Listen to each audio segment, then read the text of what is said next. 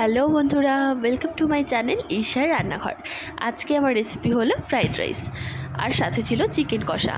তো আজকে আমি তোমাদের সাথে ফ্রাইড রাইসের রেসিপিটাই শেয়ার করছি। চলো দেখে নেওয়া যাক আজকের রেসিপি। ফ্রাইড রাইস বানানোর জন্য প্রথমে আমি রাইসটাকে বেশ ঝরঝরে করে নামিয়ে নিয়েছি। আর এখানে দেখো রয়েছে ক্যাপসিকাম, রয়েছে বিনস, তারপর নিয়েছি এখানে গাজর। তোমরা চাইলে এখানে তোমাদের পছন্দ মতো আরও সবজিও অ্যাড করতে পারো। এখানে নিয়েছি 2টো তেজপাতা আর নিয়েছি গোটা গরম মশলা।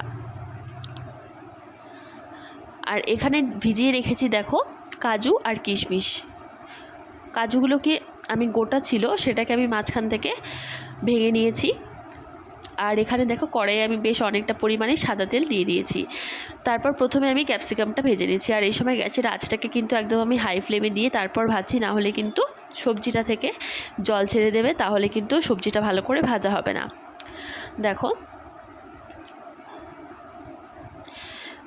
ক্যাপসিকামটা আমার প্রায় ভাজা হয়ে এসেছে। এবারে ক্যাপসিকামটাকে আমি তুলে নিয়েছি।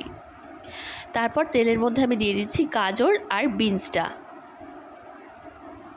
এবারে গাজর আর বিনসটাও বেশ ভালো করে ভেজে নিচ্ছি। আর সবজিগুলো ভাজার সময় কিন্তু আমি এখানে কোনো রকম নুন অ্যাড করিনি। নুন দিলেই কিন্তু সবজি থেকে জল ছাড়তে শুরু করে দেবে, তাহলে সবজিগুলো ভালো করে আর ভাজা হবে না। দেখো এগুলো আমার প্রায় ভাজা হয়ে গেছে। এবার এই সবজিগুলোকে আমি তুলে নিচ্ছি।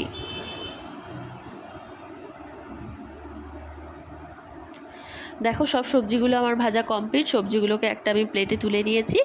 তারপর যতটা পরিমাণে সাদা তেল ছিল তার মধ্যে আমি দিয়ে দিচ্ছি 1 থেকে 1.5 চামচ মতো ঘিটা দিয়ে এবারে প্রথমে দিয়ে দিচ্ছি আমি তেজপাতা আর গোটা গরম মশলাটা। এবারে মশলাটা থেকে যতক্ষণ না পর্যন্ত স্মেল বেরোচ্ছে হালকা, ততক্ষণ এটাকে একটু ভেজে নিচ্ছি।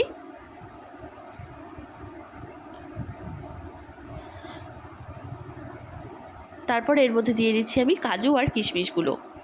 এই সময় গ্যাসের আঁচটাকে কিন্তু আমি একদম মিডিয়াম করে দিয়েছিলাম, নাহলে মশলাটা পুড়ে যাবে। দেখো কাজু কিশমিশটাও লালচে করে ভেজে নিয়েছি। তারপর এর মধ্যে আমি রাইসগুলো দিয়ে দিয়েছি।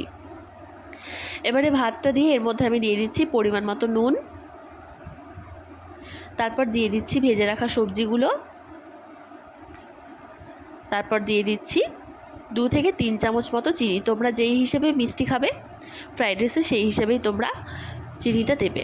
তারপরে দেখো সব কিছু দেওয়া আমার কমপ্লিট। এবারে এটাকে আমি ভালো করে মিক্স করে নেব। 10 মিনিট মতো এটাকে আমি ভালো করে মিক্স করে নিয়েছি, ভালো করে ভেজে নিয়েছি।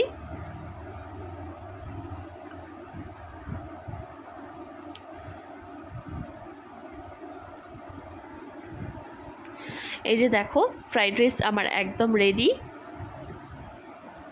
আর সাথে ছিল চিকেন কষা।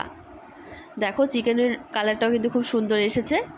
চিকেনটাকে বেশ ভালো করে আমি কষিয়ে নিয়েছি। আর মহালয়ার দিনে থাকে যদি এইরকম ফ্রাইড রাইস আর সাথে চিকেন কষা, তাহলে কিন্তু জাস্ট জমে যাবে দিনটা। দেখো রেডি আমার ফ্রাইড রাইস আর সাথে চিকেন কষা। ভিডিওটা কেমন লাগলো অবশ্যই আমায় কমেন্ট করে জানিও। আর ভিডিওটি ভালো লাগলে লাইক, কমেন্ট, শেয়ার আর আমার চ্যানেলটাকে অবশ্যই সাবস্ক্রাইব করে দিও।